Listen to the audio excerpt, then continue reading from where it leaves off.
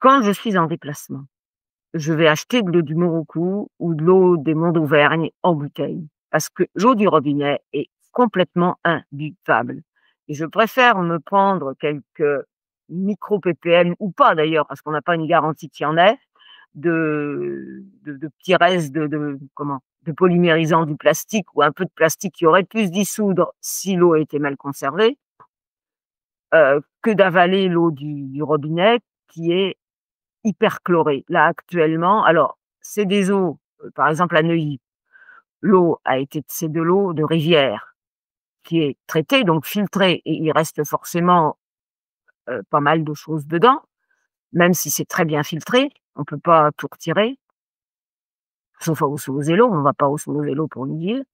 Et ensuite, il faut la désinfecter et pour désinfecter, ils mettent des oxydants, heu, extrêmement puissants. Alors, il y a eu pendant une époque, c'était de l'eau de Javel ou du chlore et là, il y avait une odeur. Maintenant, j'ai l'impression qu'on met plutôt du dioxyde de chlore, elle est très oxydée et c'est une eau où rien ne bouge, j'allais dire. Les Notre fonctionnement, c'est un fonctionnement d'échange et nous, qu'est-ce qu'on échange? On échange des protons, on échange des électrons. Alors, pour échanger des électrons, il faut des électrons qui soient capables de bouger. Mmh. On qualifie la capacité aux électrons de bouger par une notion qu'on appelle redox, oxydoréduction. Quand c'est ce qu'on appelle réduit, les électrons sont super mobiles. On les donne, ils sont faciles à capturer, bref, c'est trop. Quand c'est oxydé, les électrons ont été capturés par des atomes ou par des molécules qui bloquent tout et qui sont, disons, très avares. Mmh.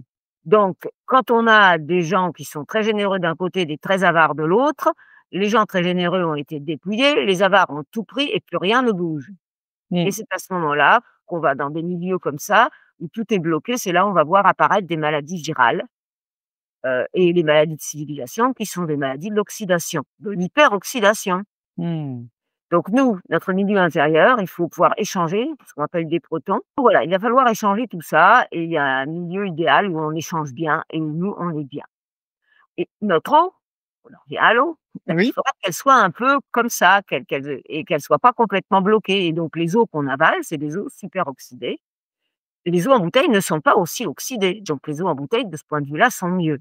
Donc je commence par désoxyder mon eau. Donc au niveau de la maison, j'ai mis un filtre, avec du KDF et puis on peut mettre un dynamiseur derrière. C'est là où on va pouvoir, repartir vers la sorcellerie. Oh, OK, got it.